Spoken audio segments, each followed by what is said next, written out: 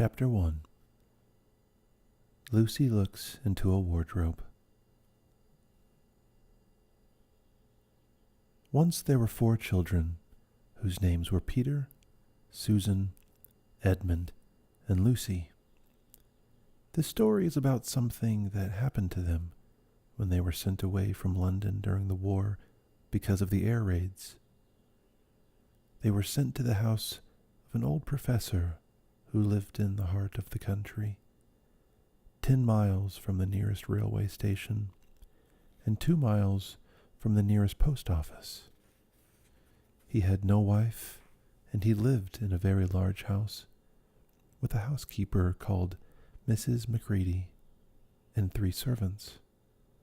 Their names were Ivy, Margaret, and Betty. But they do not come into the story much. He himself was a very old man with shaggy white hair, which grew over most of his face as well as on his head, and they liked him almost at once. But on the first evening, when he came out to meet them at the front door, he was so odd-looking that Lucy, who was the youngest, was a little afraid of him, and Edmund, who was the next youngest, wanted to laugh and had to keep on pretending he was blowing his nose to hide it. As soon as they had said good night to the professor and gone upstairs on the first night, the boys came into the girls' room and they all talked it over. "We've fallen on our feet, and no mistake," said Peter. "This is going to be perfectly splendid. That old chap will let us do anything we like." "I think he's an old dear," said Susan. "Oh, come off it," said Edmund, who was tired and pretending not to be tired, which always made him bad-tempered. "Don't go on talking like that." "Like what?" said Susan. "And anyway, it's time you were in bed." "Trying to talk like mother," said Edmund. "And who are you to say when I'm going to bed? Go to bed yourself." "Hadn't we all better go to bed?" said Lucy. "There's sure to be a row if we're heard talking here." "No, there won't," said Peter. "I tell you, this is the sort of house where no one's going to mind what we do. Anyway, they won't hear us. It's about 10 minutes' walk from here down to that dining room, and any amount of stairs and passages in between." "What's that noise?" said Lucy suddenly. It was a fair larger house than she had ever been in before, and the thought of all those long passages and rows of doors leading into empty rooms was beginning to make her feel a little creepy. "It's only a bird, silly," said Edmund. "It's an owl," said Peter. "This is going to be a wonderful place for birds. I shall go to bed now. I say, let's go and explore tomorrow. You might find anything in a place like this. Did you see those mountains as we came along? And the woods? There might be eagles. There might be stags. There'll be hawks." "Badgers," said Lucy. "Foxes," said Edmund. "Rabbits," said Susan. But when next morning came, there was a steady rain falling, so thick that when you looked out of the window, you could see neither the mountains, nor the woods, nor even the stream in the garden. "Of course it would be raining," said Edmund. They had just finished their breakfast with the professor and were upstairs in the room he had set apart for them, a long, low room with 2 windows looking out in one direction and 2 in another. "Do stop grumbling, Ed," said Susan. 10 to 1, it'll clear up in an hour or so. And in the meantime, we're pretty well off. There's a wireless and lots of books." "Not for me," said Peter. "I'm going to explore in the house." Everyone agreed to this, And that was how the adventures began. It was the sort of house that you never seemed to come to the end of. And it was full of unexpected places. The first few doors they tried led only into spare bedrooms, as everyone had expected that they would. But soon they came to a very long room full of pictures, and there they found a suit of armor. And after that was a room all hung with green, with a harp in one corner, and then came 3 steps down and 5 steps up, and then a kind of little upstairs hall, and a door that led out onto a balcony, and then a whole series of rooms that led into each other and were lined with books, most of them very old books, and some bigger than a Bible in a church. And shortly after they looked in a room that was quite empty except for one big wardrobe, the sort that has a looking glass in the door. There was nothing else in the room at all except a dead blue bottle on the windowsill. "Nothing there," said Peter, and they all trooped out again, all except Lucy. She stayed behind because she thought it would be worth a while trying the door of the wardrobe, even though she felt almost sure that it would be locked. To her surprise, it opened quite easily, and 2 mothballs dropped out. Looking into the inside, she saw several coats hanging up, mostly long fur coats.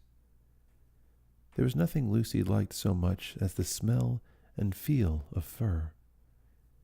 She immediately stepped into the wardrobe and got in among the coats and rubbed her face against them, leaving the door open, of course, because she knew that it is very foolish to shut oneself into a wardrobe. Soon she went further in and found that there was a second row of coats hanging up behind the first one. It was almost quite dark in there, and she kept her arms stretched out in front of her so as not to bump her face into the back of the wardrobe. She took a step further in, then 2 or 3 steps, always expecting to feel woodwork against the tips of her fingers, but she could not feel it. "This must be a simply enormous wardrobe," thought Lucy, going still further in and pushing the soft folds of the coats aside to make room for her. Then she noticed that there was something crunching under her feet. "I wonder, is that more mothballs?" she thought, stooping down to feel it with her hand. But instead of feeling the hard, smooth wood of the floor of the wardrobe, she felt something soft and powdery and extremely cold. "This is very queer," she said, and went on a step or 2 further. Next moment, she found that what was rubbing against her face and hands was no longer soft fur, but something hard and rough and even prickly. "Why, it is just like branches of trees," exclaimed Lucy. And then she saw that there was a light ahead of her, not a few inches away where the back of wardrobe ought to have been, but a long way off. Something cold and soft was falling on her. A moment later, she found that she was standing in the middle of a wood at night, with snow under her feet and snowflakes falling through the air.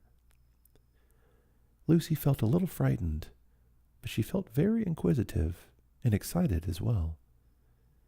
She looked back over her shoulder, and there, between the dark tree trunks, she could still see the open doorway of the wardrobe, and even catch a glimpse of the empty room from which she had set out. She had, of course, left the door open, for she knew that it is a very silly thing to shut oneself into a wardrobe. It seemed to be still daylight there.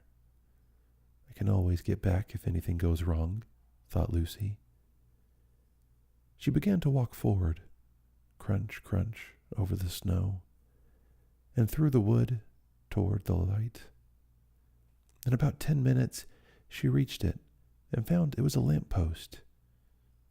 As she stood looking at it, wondering why there was a lamp-post in the middle of a wood, and wondering what to do next, she heard a pitter-patter of feet coming toward her. And soon after that, a very strange person stepped out from among the trees into the light of the lamp-post. He was only a little taller than Lucy herself, and he carried over his head an umbrella, white with snow. From the waist upward, he was like a man, but his legs were shaped like a goat's. The hair on them was glossy black, and instead of feet, he had goat's hooves. He also had a tail, but Lucy did not notice this at first, because it was neatly caught up over the arm that held the umbrella, so as to keep it from trailing in the snow. He had a red woolen muffler round his neck, and his skin was rather reddish too. He had a strange but pleasant little face, with a short pointed beard and curly hair, and out of the hair there stuck 2 horns, one on each side of his forehead. One of his hands, as I have said, held the umbrella. In the other arm he carried several brown paper parcels. What with the parcels and the snow, it looked just as if he had been doing Christmas shopping. He was a fawn, and when he saw Lucy, he gave such a start of surprise that he dropped all his parcels. "Good gracious me!" exclaimed the fawn.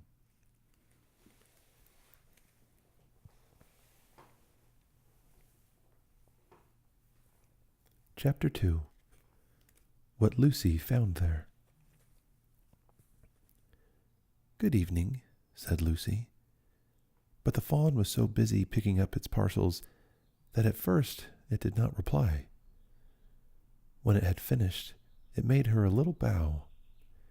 Good evening," said the fawn. "Excuse me, I don't want to be inquisitive, but should I be right in thinking that you are a daughter of Eve?"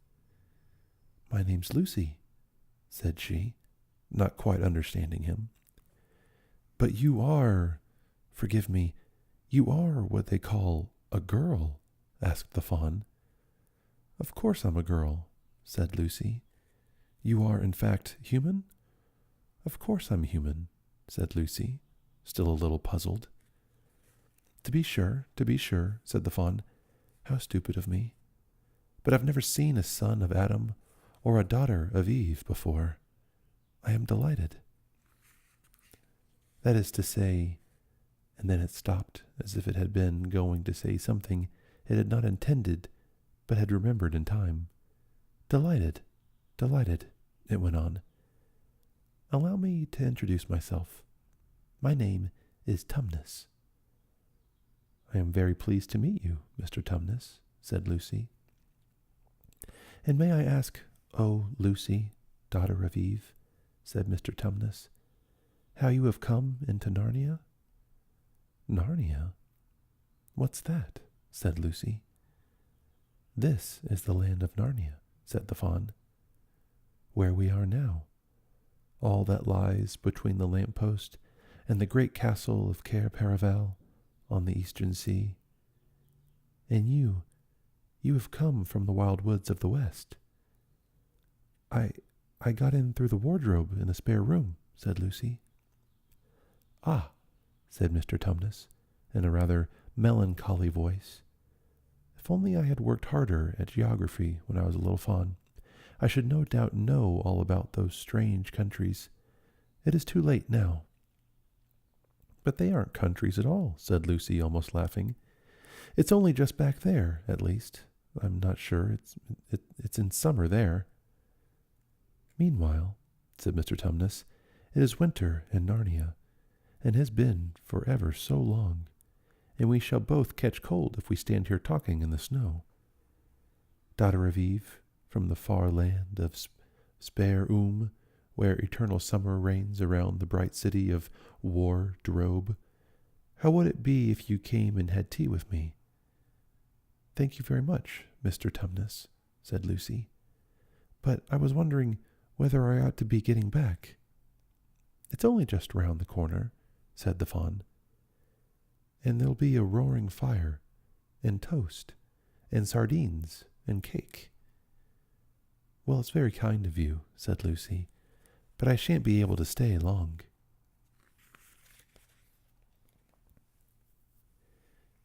"If you will take my arm, Dotterivive," said Mr. Tumnus, "I shall be able to hold the umbrella over both of us.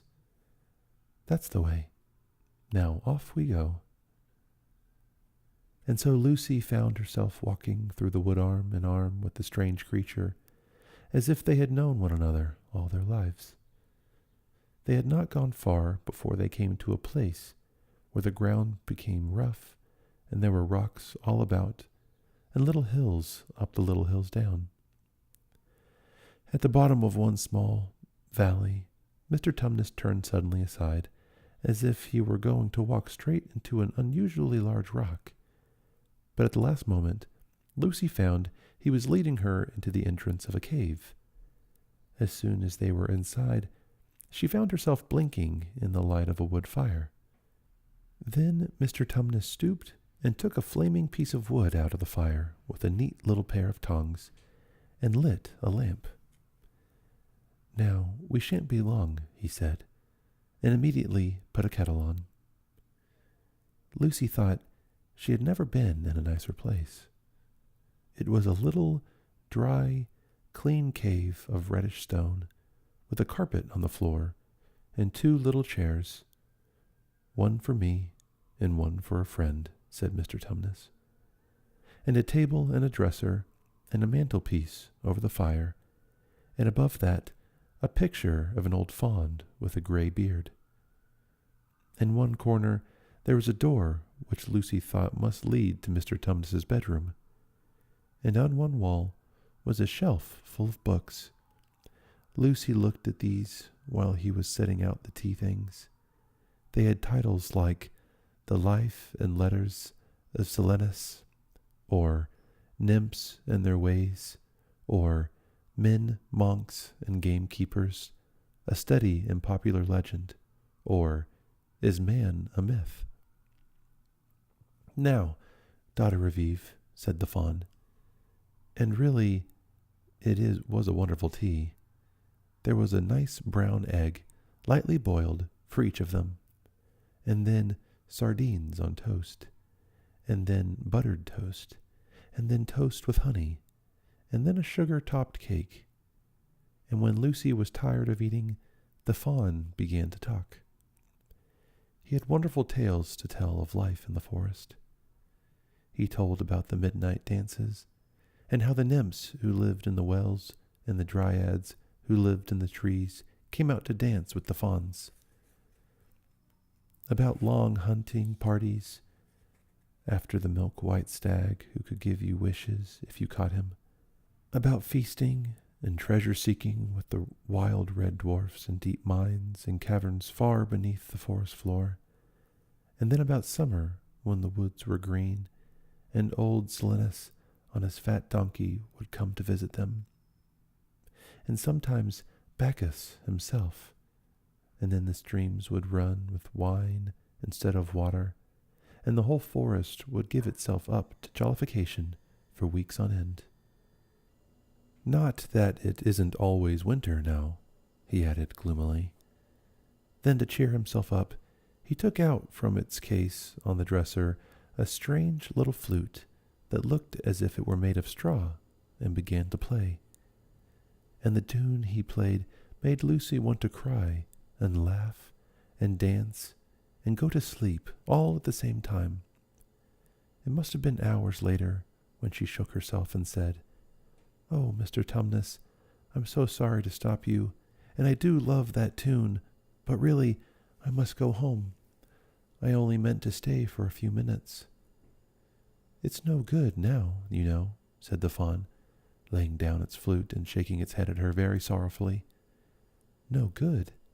said Lucy, jumping up and feeling rather frightened. "What do you mean? I've got to go home at once. The others will be wondering what has happened to me." But a moment later she asked, Mr. Tumnus, whatever is the matter?" For the fawn's brown eyes had filled with tears, and then the tears began trickling down its cheeks. And soon they were running off to the end of its nose. And at last it covered its face with its hands and began to howl. "Mr. Tumnus," said Lucy in great distress. Don't. What is the matter? Aren't you well?" "Dear Mr. Tumnus, do tell me what is wrong." But the fawn continued sobbing as if its heart would break. And even when Lucy went over and put her arms around him and lent him her handkerchief, he did not stop. He merely took the handkerchief and kept on using it,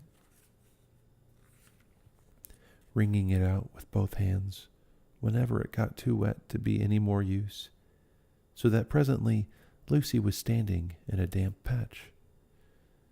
"Mr. Tumnus," bawled Lucy in his ear, shaking him, "do stop it at once.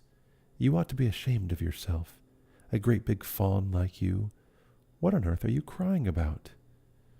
Oh, sobbed Mr. Tumnus, "I'm crying because I'm such a bad fawn." "I don't think you're a bad fawn at all," said Lucy. "I think you are a very good fawn. You are the nicest fawn I've ever met." "Oh, you wouldn't say that if you knew," replied Mr. Tumnus between his sobs. "No, I'm a bad fawn.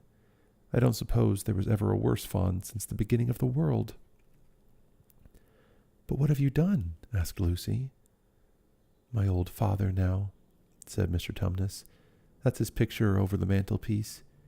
He would never have done a thing like this." "A thing like what?" said Lucy. "Like what I've done," said the fawn. "Taken service under the White Witch. That's what I am. I'm in the pay of the White Witch." "The White Witch? Who is she?" "Why, it is she that has got all Narnia under her thumb. It's she that makes it always winter. Always winter and never Christmas. Think of that." "How awful," said Lucy. "But what does she pay you for?"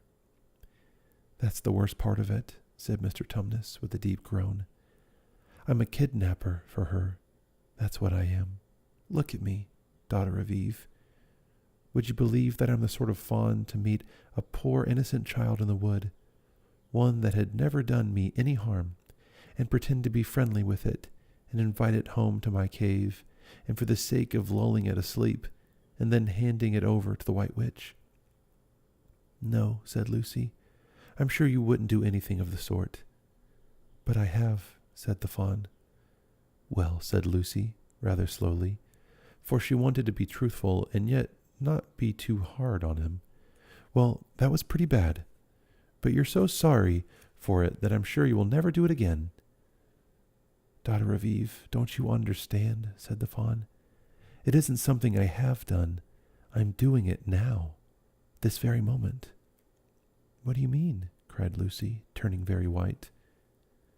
"You are the child," said Tumnus. "I had orders from the White Witch that if I ever saw a son of Adam or a daughter of Eve in the wood, I was to catch them and hand them over to her. And you were the first I ever met.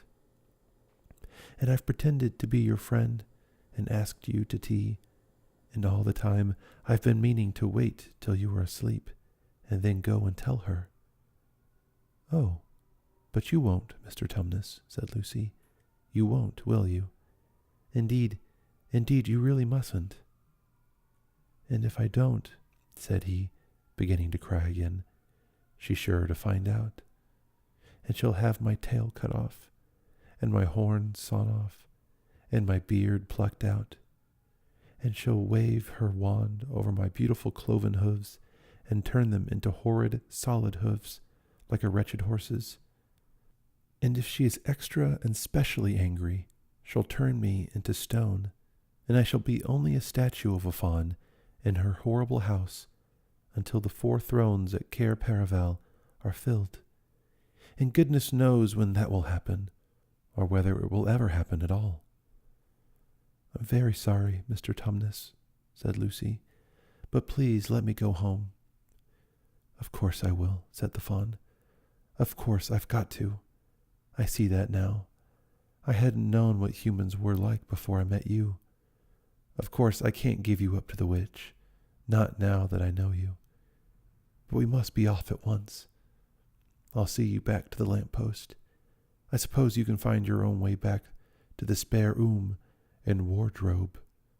I'm sure I can, said Lucy. We must go as quietly as we can, said Mr. Tumnus. The whole wood is full of her spies. Even some of their trees are on her side.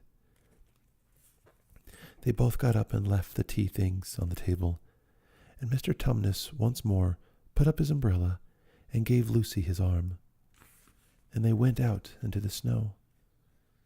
The journey back was not at all like the journey to the fawn's cave. They stole along as quickly as they could, without speaking a word, and Mr. Tumnus kept to the darkest places. Lucy was relieved when they reached the lamppost again.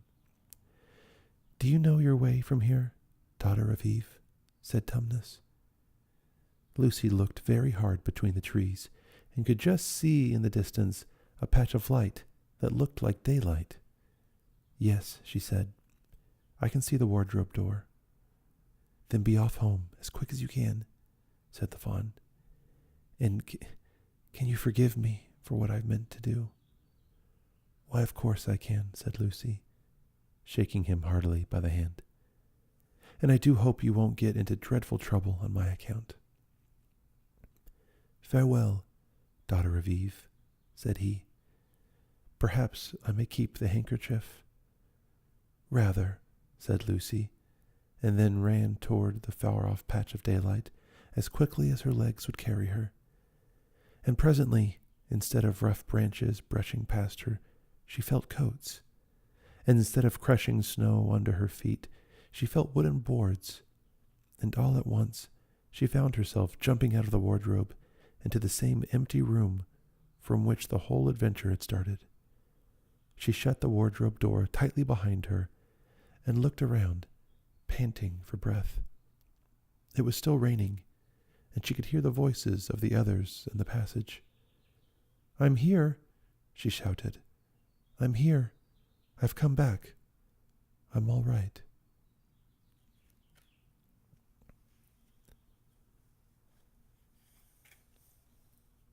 Thank you so much for listening to another episode of Quiet the Elk.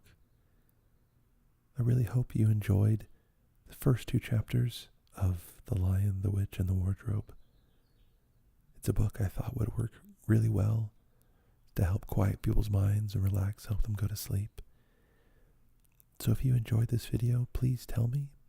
Please tell me if you'd like to hear the rest of this book read, or just tell me anything else you'd like to hear me read.